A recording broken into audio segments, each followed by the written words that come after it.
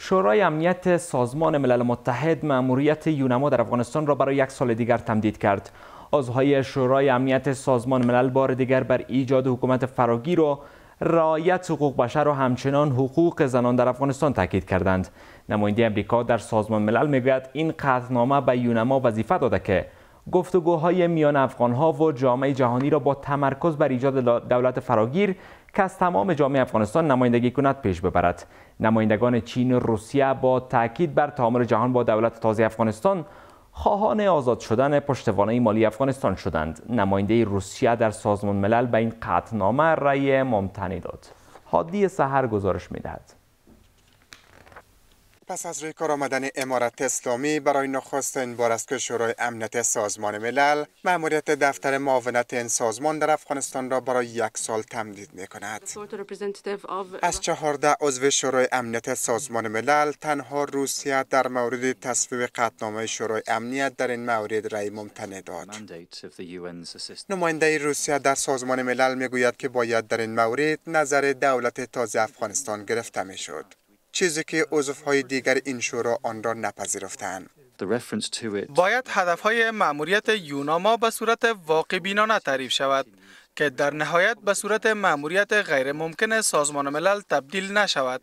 پشتیبانی حاکمان بالفعل سبب می شود که یوناما بتواند به صورت مؤثر مأموریت خود را تکمیل کند و به هدفهایش برسد و این کار امنیت پرسنل سازمان ملل را نیز تضمین می کند.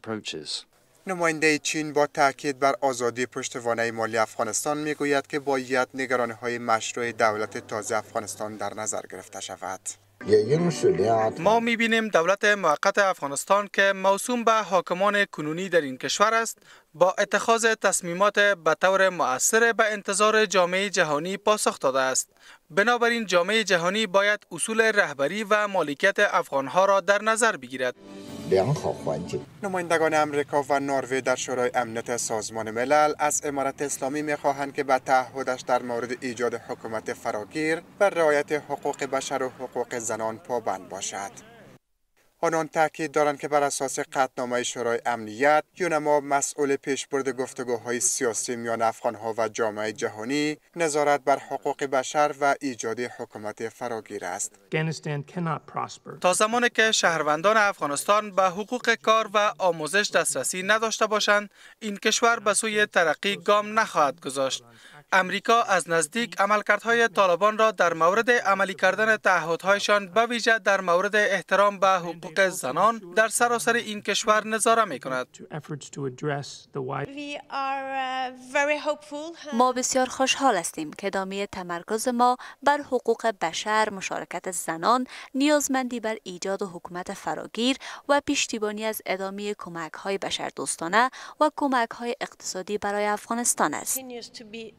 همزمان نماینده بریتانیا در شورای امنیت سازمان ملل از ادامه حمله‌های انتقام جویانه در برابر مقام‌های دولت پیشین، اقلیت‌های قومی و جامعه مدنی در افغانستان به شدت ابراز نگرانی کرد.